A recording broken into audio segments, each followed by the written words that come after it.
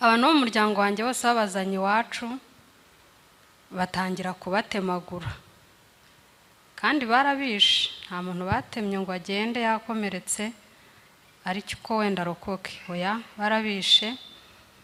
Jewe rero aho hantu babatemeye nanjye nari mpari, ariko nge nta muntu wantemye. Ni igitangaza cy'Imana, ndayishimira. Umuryango wanjye umajije gutemagurwa muri ubwo buryo ugasigara aho ngaho, jewe nafashe inzira ndagenda. Nakomeje urwo rugendo ngera ahantu bita ku Kayumbu, nsanga hari abantu benshi noneho bavanye kuri paruwasi ya Musambira hejuru barimo kubica. Hari abarashwe, hari abatemaguwe, hari abakubiswe impiri zirimo imisumari. Mbese buri muntu wese hari ukuntu yapfuye aho hantu. Abantu biciwe mu muhanda muri kaburimbo, abantu batembera umuhanda w'amajyepfo muzabona n'ubu hari imva yubatse ahantu ku gishanga hafi y'umugezi witwa Kayumbu. Abantu bajyagira ngo wenda ni nk'umuntu wahaguye w'umukire baramushyingura, ariko ni abantu bishwe muri jenoside bahashyinguwe kuko bari benshi cyane. Ni urugendo rwankomereye cyane. Navuye iwacu Musambira ngera i Kabgayi n'amaguru, kandi ndi umwana muto uri munsi y'imyaka 5. Turenge twari twarahiye, hari ahantu nageraga nyine bakankubita inkoni, hari aho nageraga nyine bakanyicaza umunsi wose ku zuba n'inzara n'inyota. Rwari urugendo runkomereye. Wenda mvuga ahantu mu bihe bibiri by'ingenzi Imana yandokoye, hari ahantu nageze bashyira abana bose mu cyobo. Abahetse abana barabajishura banagamo, ushoreye abana nawe aterekamo, n'abana badafite ba nyirabo natwe dushyirwamo. Mu by'ukuri aho hantu nakabaye narahaguye, ariko ndababwiza ukuri aho hantu ngiye narahavuye kandi njyenyine. Hari ahandi nageze nanone baratwicaza, hari icyobo kinini cyane nacyo, hari umusirikare wavugaga ngo yitwa Shitani. Kandi koko bisa nkaho Shitani yari murimo, kuko yari afite impiri ishoka murayizi, abantu benshi barayizi. Noneho yaraguhagurutsaga, hari abantu benshi baruta n'aba ngaba bicaye hano, badushyira nyine ku muzenguruko dutonda umurongo, akajya azana umuntu umwe akamukubita ishoka agahita agwa muri icyo cyobo. Umuntu akaza agahaguruka akajya ku mwobo nyine hejuru yawo akagukubita ishoka imwe akagwa muri icyo cyobo. Ubwo nibwira ko yarayigukubitaga ugapfa cyangwa haba n'ubwo utapfaga, ngewe uko mbitekereza, ariko ntiwabagaho kuko nyine abantu baragerekeranya aho hantu. Aho hantu naho twaharokotse turi 3, kandi twari abantu benshi. Buryo ubwo mubona harya hose rirya shyamba, jewe nari mpari kuko njye natemberaga nkajya muri ra shyamba, nkasanga abo bapfukamishije, abo bishe baziritse, abo bishe babambye. Jewe narahatemberaga nta kintu njye nabaga nishisha nyine. Nta muryango nari nyafite, birumvikana njye nta muntu warokotse wacu. Niyo mpamvu nayo mfite n'igishyika narashaka ngo nimpfa umuryango wanjye uzabuzimye. Njye navuga ko kurokoka kwanjye ari naho gukizwa kwanjye bikomoka. Nubwo nababwiye ko navukiye mu muryango wa Gikristo, ariko inzira y'umusaraba nanyuzemo ngo ndokoke niyo yabyaye agakiza nakiriye.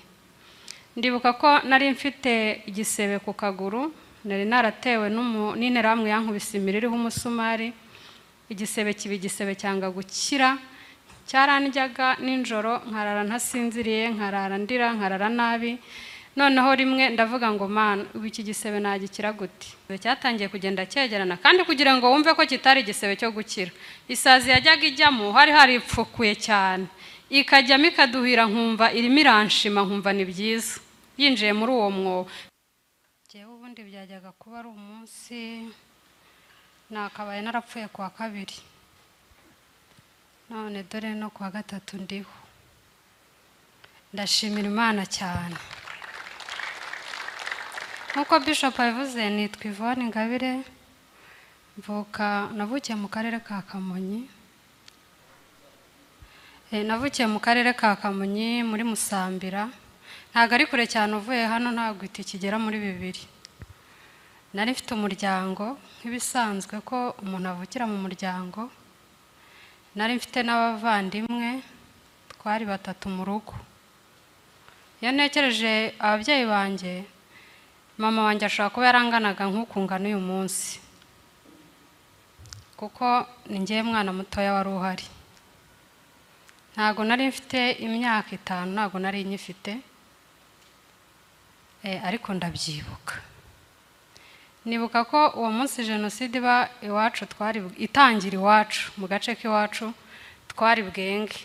Nta mwana wo mu cyaro ujya wibagirwa umunsi bazengaho. Niyo mpamvu mbyibuka nkanibuka ko hari kuwa 3, kuko twari buzenge nyine kuwa 3.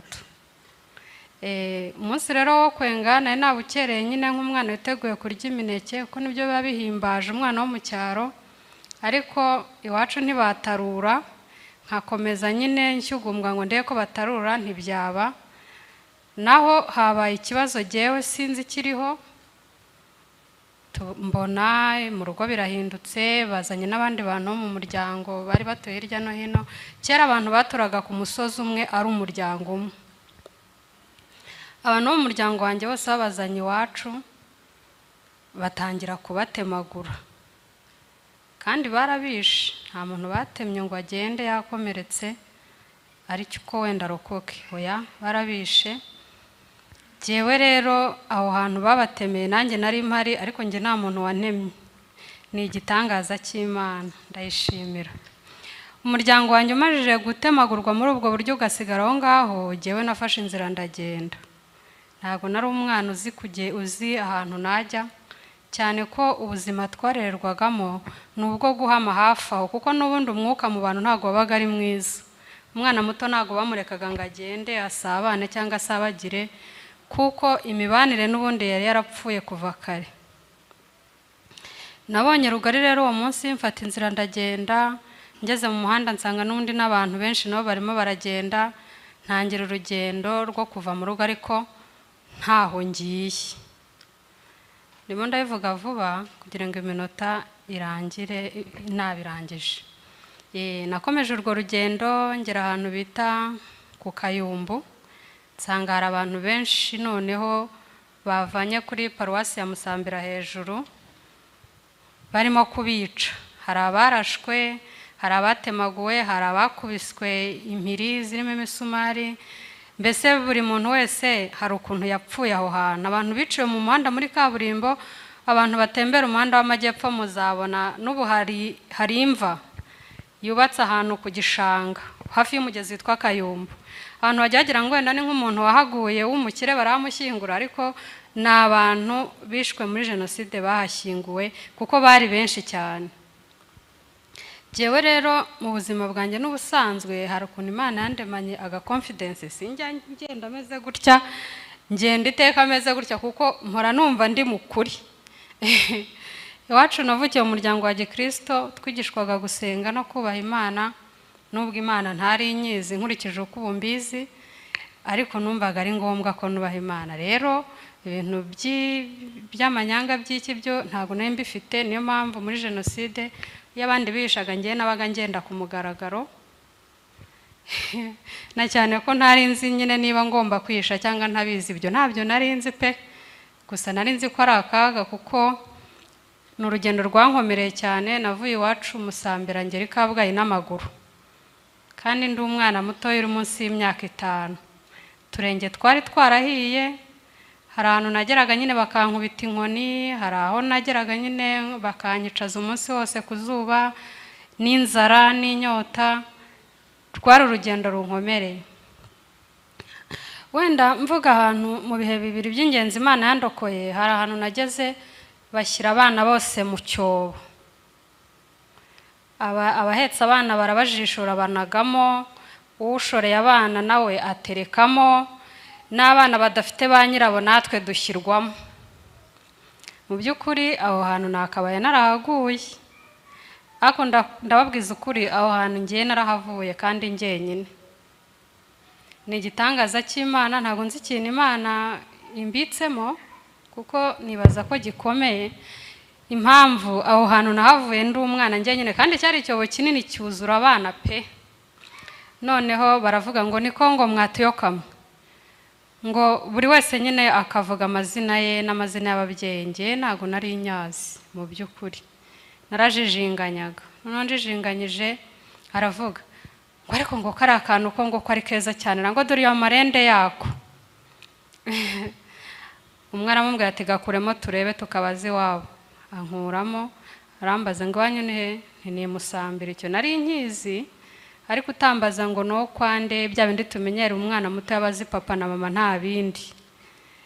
Ariko mubwira izina rya musaza wanjye tuva indimwe, ntiyamumenya nyine nayo ko yari umwana. Arangije ankubita inkoni ngo ngaho tumuka genda. Ndagenda. Aho ngaho ni ukuri nahavuye njyenyine, ndabishimira Imana. Hari ahandi nageze nanone baratwicaza, hari icyobo kinini cyane nacyo, hari umusirikare wavugaga ngo yitwa Shitani. Kandi koko bisa nkaho Shitani yari murimo, kuko yari afite impiri ishoka murayizi, abantu benshi barayizi. Noneho yaraguhagurutsaga, hari abantu benshi baruta n'aba ngaba bicaye hano, badushyira nyine ku muzenguruko dutonda umurongo, akajya azana umuntu umwe akamukubita ishoka agahita agwa muri icyo cyobo. Umuntu akaza agahaguruka akajya ku mwobo nyine hejuru yawo akagukubita ishoka imwe ukagwa muri icyo cyobo.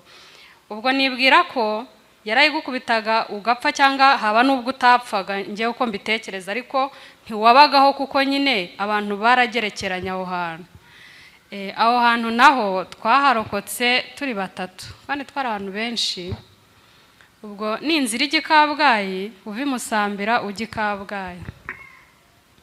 Noneho aho hantu naraharokotse. Ukuntu naharokotse, yari arimo nyine n'ubundi gukora ku kazi. Hepfo haturuka igitero kiza nyine kirasa, barashe barikanga, babandi barirukanka, abantu bose baranyanyagira. Interamwe zari zihari nyinshi ziranyanyagira. Noneho natwe twari dusigaye, hari abagabo babiri nanjye umwe w'umwana. Njye nabaga nishe inyuma y'umugabo, hari umugabo ureshya n'uriya musaza w'umupasitori. Njyewe nari namugiye inyuma nyine, n'ubundi njye nta muntu wandebaga ngo amenye ko mu bantu basigaye ndimo, nari namugiye inyuma. Rero aho hantu naho naraharokotse, ndabishimira Imana. Ahandi hantu narokotse ha gatatu ngahita ndekera kubabwira iyo nzira nkagera i Kabgayi, ni ahantu nageze. Ubwo njye naga ngenda njyenyine, nta muntu wo mu muryango mfite, kuko niyo nageragezaga kwegera umuntu w'umubyeyi yaranyirukanaga, kubera ko icyo gihe twaranyagirwaga ndwara inkorora. Nta muntu rero waga ushaka umwana ukorora icyo gihe. Nta muntu wabaga umushaka, kuko aho wakororeraga interamwe zahitaga zihagera zikabica. Umubyeyi wese ntabwo wabaga ashaka umwana rero ukorora, keretse yagize ibyago akaba ari uwe. Nahisemo rero n'ubundi urugendo ngerwa kujya ngenda njyenyine ku mugaragaro gutya. Ngera ahantu bari barimo gutema abantu, noneho nta kindi kintu bari gukoresha ari umuhoro. Abantu barabatemye barabatema, njyewe wangezeho. Noneho ndamubwirana, ariko ugiye kuntema, reba bari abantu bose baragucitse. Ati bari he? Abaranyarutse arirukanka, ariko umuhoro yarawupimye ku maguru. Wenda uwo munsi nshaka kuba ntari bupfe, ariko amaguru nayo kuba ntayafite nkurikije uko byari bimeze. Ndashimira Imana ko ntiyafite. Nageze i Kabgayi rero nyine nk'abandi bantu, nkasanga naho ubuzima bubi. Umuntu w'ingufu niwe wabonagaho kwicara, umuntu w'ingufu niwe wabonagaho kuryama, umuntu w'ingufu niwe wabonaga ibiryo. Jewe rero nari umwana, nta ngufu nta bwenge, ibyo byombi murabizi ko bifasha mu buzima, nta na kimwe nari mfite muri ibyo. Imana yarahandindiye, naryamaga ku ibaraza, noneho imvura ikazagigwa. Nari mfite ibiro bike cyane, nimone ko ngana gutyo uyu munsi, nabaga nyine ndi umuntu udashyitse. Imvura ikazagigwa naryamye ku ibaraza, umuvu w'amazi ukantembana, haza kubyuka nisanga ahandi hantu hatari mu bantu aho narindi, ariko nkongera nkabyuka nkasubira mu bantu. Ndashima Imana ko uwo muvu w'amazi utigeze unyica. Nashoboraga wenda gusoma ayo mazi akanyuzura inda ngapfa. Mbe narokotse ibyo bintu byose, nta macinya narwariyeyo, abandi zarabishe, nta korera ntaki, abandi bose byarabishe. Rero ndashimira Imana cyane.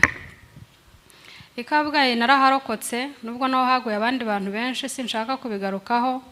Buryo ubwo mubona harya hose rirya shyamba jewe nari mpari kuko njye natemberaga nkajya muri ra shyamba nkasanga abo bapfukamishije abo bishe baziritse abo bishe babambye jewe naratemberaga nta kintu njye nabaganishisha nyine hanga nitembererayo hose nkagenda nkabibona ndabizi rero ra shyamba ryose nubwo batarigira urwibutso ariko rira shyamba ryose ryiciwemo abantu kandi benshi nararokotse rero kubera Imana nsubira mu buzima busanzwe Kabgayi ntago ari kure aho mvuka nta muryango nari nyafite birumvikana njye nta muntu warokotse wacu niyo mpamvu nayo mfite n'igishyika narashaka ngo nimpfa umuryango wanjye uzabuzimye ariko umuryango wanjye ntago wazimye narashatse mfite umugabo yicaye nahangaha mfite n'abana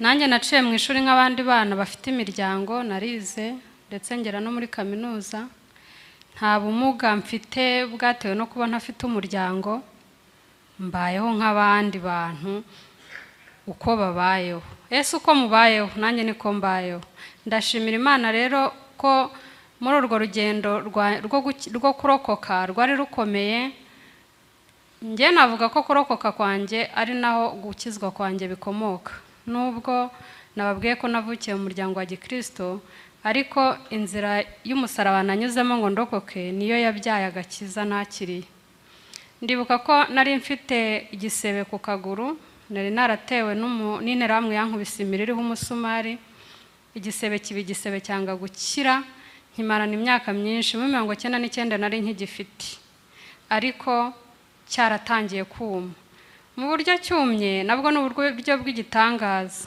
cyarandyaga ninjoro nkarara ntasinziriye nkarara ndira nkarara nabi noneho rimwe ndavuga ngo Mana iki gisebe nagikira gute hari undi mwana tuvukana wari wararokotse ariko yarapfuye arambwira ngo rero kugira ngo kino gisebe gikire ngo higa umuhigo nanjye ndangije ndavuga ngo rero Mana nunkiza kino gisebe ngo rwose nzagukorera ntago nari nzi gukorera Imana icyo ari cyo ariko iryo jambo nararyatuye igisebe cyatangiye kugenda cyegerana kandi kugira ngo wumve ko kitari igisebe cyo gukira isazi yajyaga ijyamo hari haripfukuye cyane ikajyamo ikaduhira nkumva irimo iranshima nkumva ni byiza yinjiye muri uwo mwobo mbese ni nka kwa kundi abantu bajyaga bakorogoshora ingwa ahantu hagacika umwobo munini n'igisebe cyanjye nuko cyari kimeze Imana iracyegeranya kubera iryo jambo natuye ubu ngubu n'ubwiyo nkovu nyifite ariko uyibonye wagira ngo ni nk'akantu kansharuye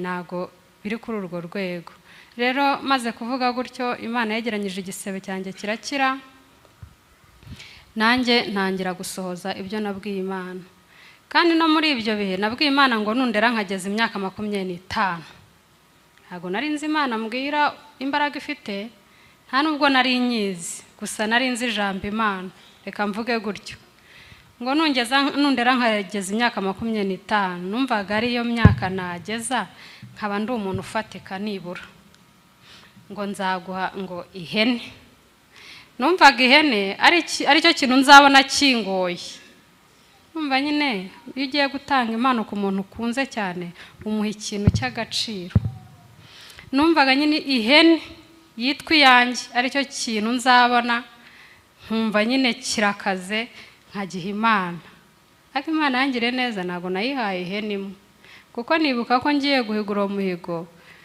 natanze 100,000 icyo gihe yari amahene menshi kuko ihene yari iri muri 5, 6 ndabishimira Imana rero icyo mbabwiriye ubwo buhamya ntago ari kugira ngo abantu bababare cyangwa barire narokotse nibyo igitangaje nta nubwo ari nuko narokotse ahubwo igitangaje nuko ari njyewe warokotse muri benshi bapfuye nyine nukubera icyo ari njye Imana yahisemo nicyo gitangaje naho kurokoka ko Imana ifite imbaraga zakuvana no mu rupfu izo mbaraga z'Imana zarankurikiranye zirandera ku buryo nago ndi kwirata hano umugabo wanjye arahari uwo twashakanye ari hano umutware wanjye ariko ikinyabupfura mfite ntago kimeze nk'icy'umuntu wakuriye ku muhanda. Niko nibwira, ndabeshya? Kuko njyewe maje no kurokoka nta muryango wigeze unyakira, nta n'umwe, ariko nta n'uwo negereye. Wenda reka tujye tubivuga uko biri. Hari igihe umuntu avuga ati impamvu ntamuhaye nuko atansabye. Njye nta muryango nagiyemo, nta n'uwo negereye, nanjye nta wanyegereye ngo umfate. Nabaga ntembera hariya Nyabugogo, nza gukura nyine ntekereza kujya ku ishuri, njya hariya kuri Joke, ntembera hariya Nyabugogo, ukantuma nkakugira guhaha Kiruhura, ukampa igiceri nkakugira aha n'aha, ukampa ibitoki nkajya guteka. Mbese nuko nguko nabaga ntembera hariya Nyabugogo. Nibyo njyewe nabaga nibereyemo kugeza nkuze, no kugeza igihe natekereje ngo ariko ubu njyewe nanjye sinajya ku ishuri. Nabaga ntembera hariya Nyabugogo naje no kuhimuka, nizira noneho gutembera hano mu Giporoso. Buriya mu Giporoso mazi kera cyane, abantu benshi mutaranaza.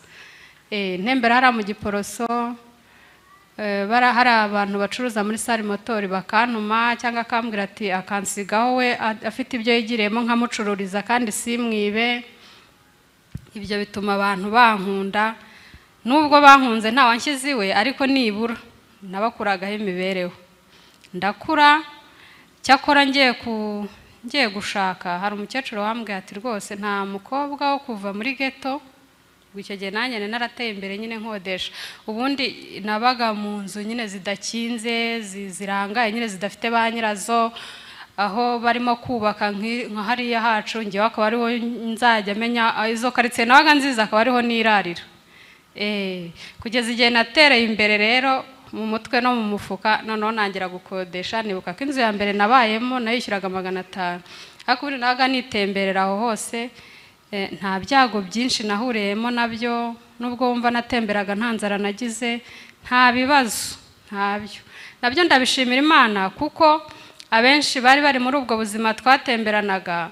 Aka kanya sida yarabishe, abandi ibiyobyabwenge byarabishe, abandi kutiyakira kwarabishe, kuko nabyo birica. Jewe ndashimira Imana cyane.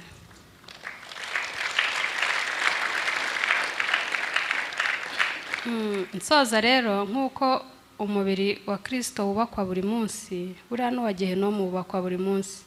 Impamvu yo kuguha ubuhamya ni ukugira ngo uyu munsi nabura waza ukajya ku rugingo rwa Kristo.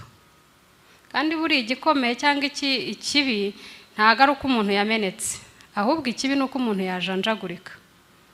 Icyamenetse haba hari ibyiringiro cy'uko cyasanwa kikongera gukora, ariko ikintu cyajanjaguritse kirajugunywa nyine, riba ryabaye ivu.